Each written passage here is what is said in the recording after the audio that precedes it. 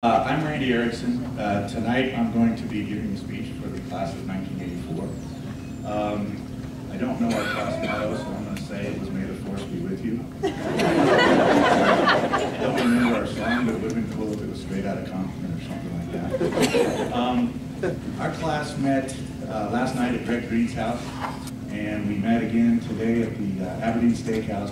We had 17 out of 40 show up.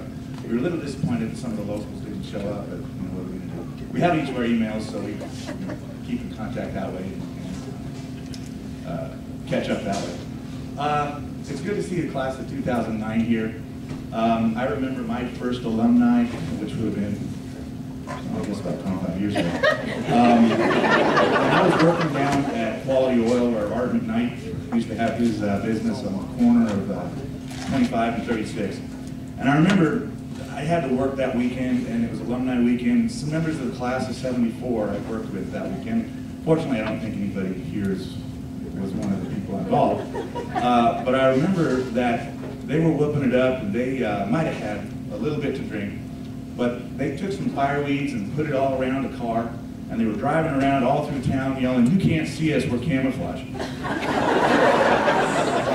And I remember thinking to myself, how embarrassing for those old guys. I mean, are we ever going to mature? Are you going to, and as I got older, I realized they were 27, 28. And then it made a little more sense as I got older. But I remember 18, I was kind of bad. But anyway, there's been a lot said about Tiny McDougal, and I know her more as Grandma. And so I'm glad that she's still around. If you don't know, she turned 100 this year. And she graduated in 1925. I graduated in 1984. Somebody do the math. Tell me what it is. Anyway, I guess the two things I'd say, I'd like to say, and I'd offer a little bit of advice. And I recognize that table's not going to understand what I'm talking about, and everybody else already knows what I'm going to say. But the first thing I would suggest, or I'd recommend to the class of 2009, is to go out and do something you haven't done before. Right. James Michener wrote that there are no wasted years before the age of 30. So hike around South America, travel to Europe, learn a new language, go out and do something you've never done before. The second thing I'd say is to always be proud of where you're from. Always be proud of Atwood.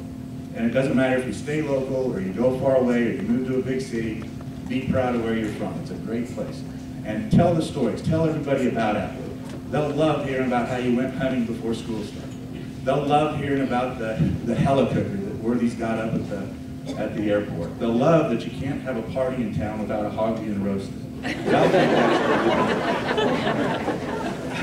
The last part of it is, there's nothing funner to be in a crowd of hippies and tell them that you grew up with 2 tanks and a Black Hawk helicopter as playground equipment.